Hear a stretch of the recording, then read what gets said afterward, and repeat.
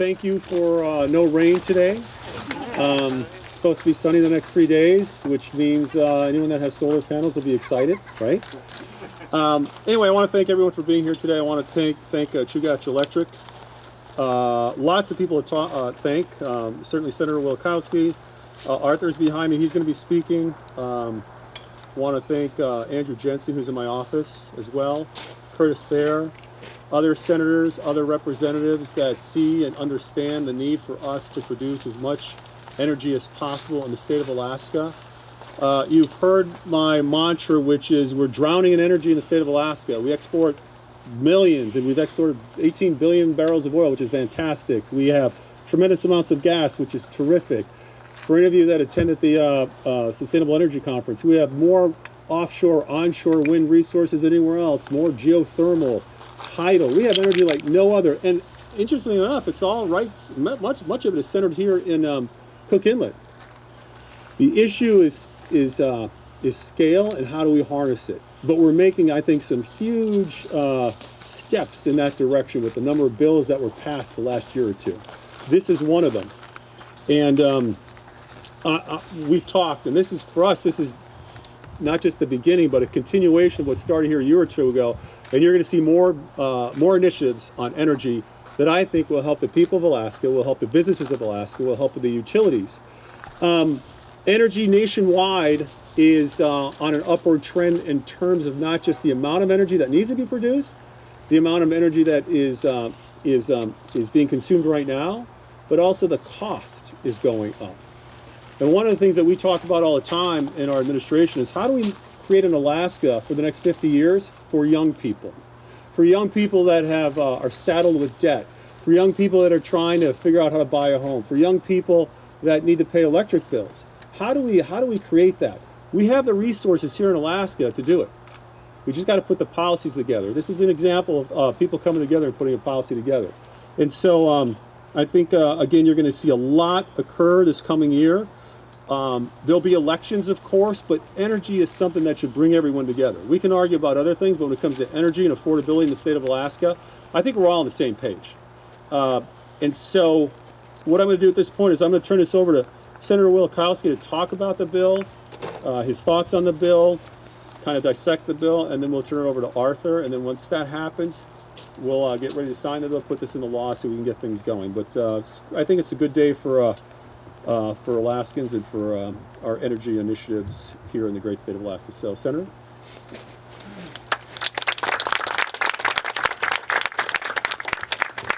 All right, well, thank you. I want to start out by thanking a few people. I want to thank Trish Baker and Mercedes Colbert, who helped set up this event and who ordered in the beautiful sunny day that we have today in August. That's a tall feat. My staffer, David Dunsmore, who carried this bill, did a fantastic job. Nick Moe was a former staffer of mine who initially carried the bill.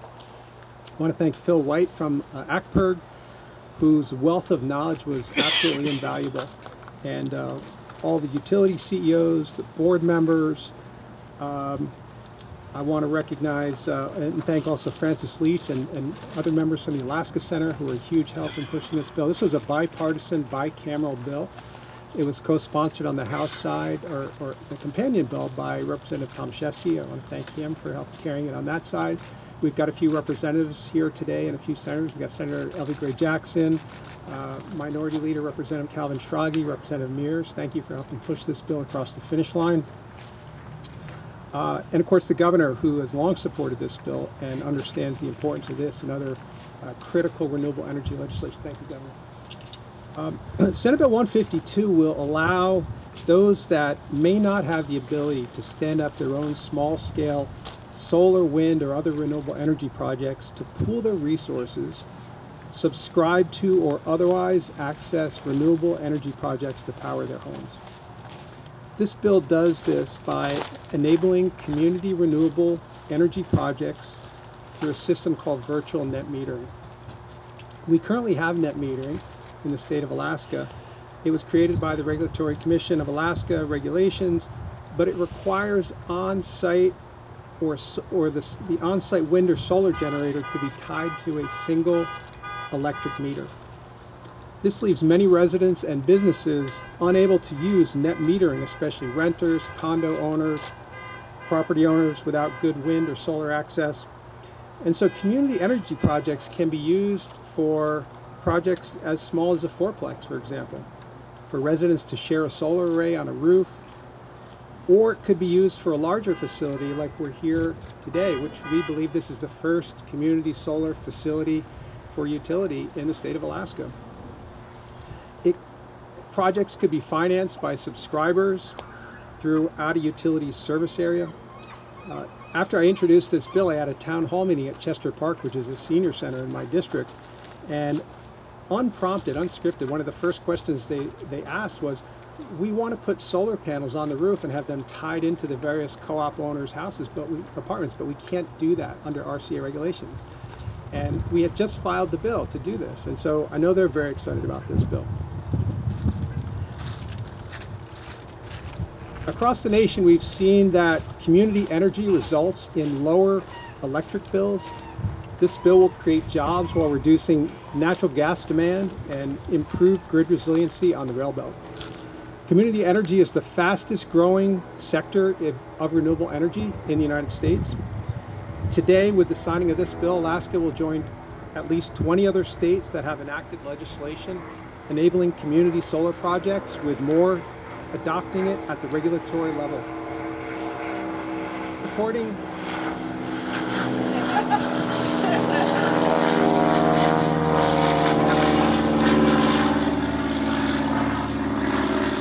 According to the United States Department of Energy, in 2011, there were 41 megawatts of power that were created by community solar projects nationwide. 41 megawatts of power. Within a decade, by 2021, this had increased 4,900% to over 2,000 megawatts of power. While most states' legislation focuses only on community solar outside of Alaska, this bill will allow not only solar, but other renewable energy resources such as wind, potentially tidal, to be developed. There are $7 billion in federal incentives available for community solar projects, and this bill will ensure Alaskans can take advantage of those funds. The Alaska Energy Authority, under the auspicious leadership of Curtis Thayer, and Tandem Chiefs Conference have already been awarded $125 million for community solar in Alaska, and this bill will help us to adequately, properly use those funds. This bill will improve, as the governor mentioned, grid resiliency and decrease reliance on natural gas in the rail belt. As you all know, one of the biggest challenges that we face is the looming natural gas shortage in Cook Inlet and the need to improve our grid resiliency. The National Renewable Energy Laboratory recently issued a report detailing the opportunities for renewable energy in the rail belt, and this bill will help capitalize on those opportunities. This bill will help spur development of renewable energy projects across the rail belt and across the state, offsetting natural gas, which would otherwise be used, by encouraging the development of smaller scale projects distributed across the grid. Utilities will see improved resiliency without having to invest their own capital in the projects. Obviously, there is a lot of work that continues to be needed to be done to solve our energy problem, but we believe today is a good step towards helping us address those problems. Thank you. And with that, I'd like to introduce someone who was very helpful in pushing this bill forward and is going to, I'm assuming, going to talk a little bit about what's going to happen here, and that's Arthur Miller, the CEO of Chugach Electric.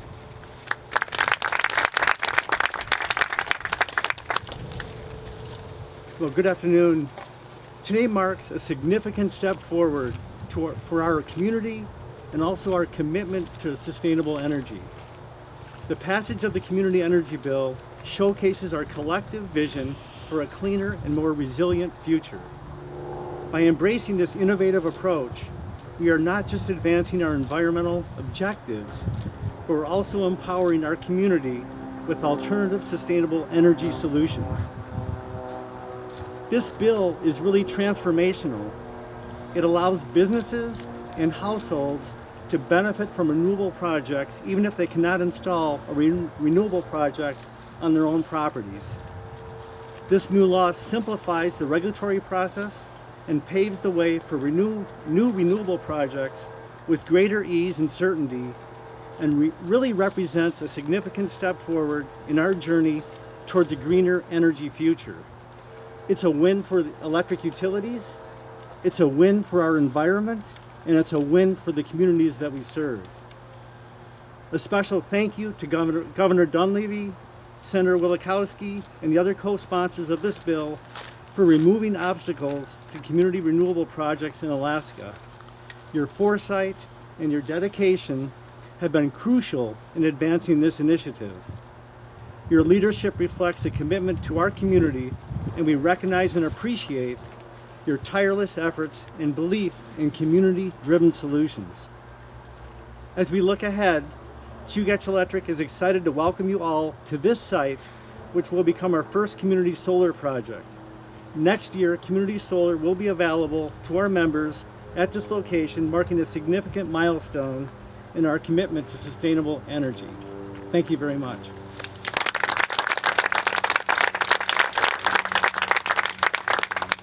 So we're going to sign the bill here in a moment. When we do, we'll ask whoever wants to come up and be part of this.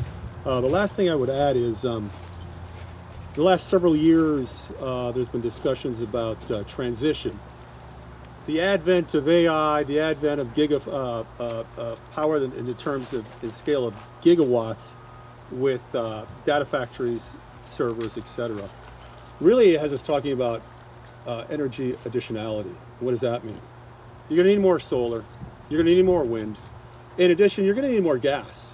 And we continue to pursue the gas line. We think we're getting closer every day. But if we can hit that mark where we have gas coming from the slope, gas from the inlet, and all kinds of energy, we can make things affordable. We can attract businesses here. That's what this is all about. So it's not an either or. It's an all of the above approach.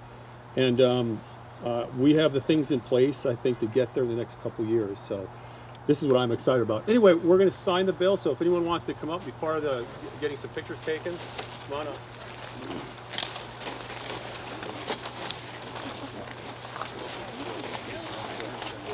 Oh, yeah.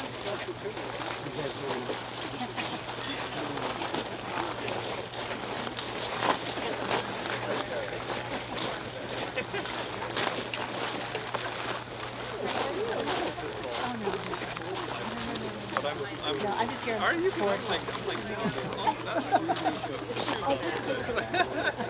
you. My name is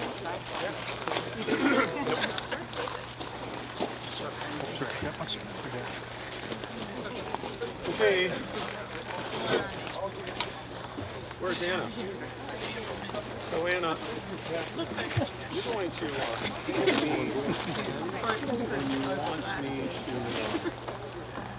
give it to people in particular, okay? You just hand me and say, folks that worked on the bills.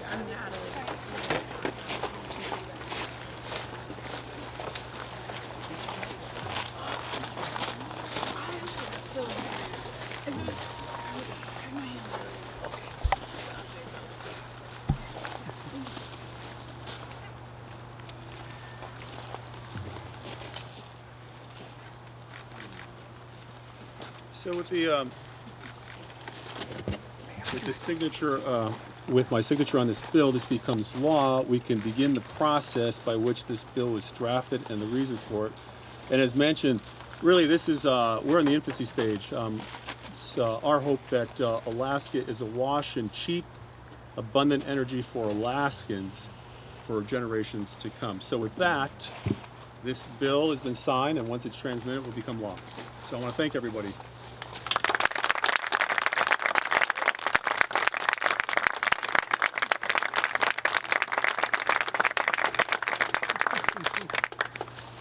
Awesome. And Senator, if you and anyone else just wants to hang on to the bill or hold the bill and get a couple pictures, we can do that as well. Yes, staff and so forth. Pens.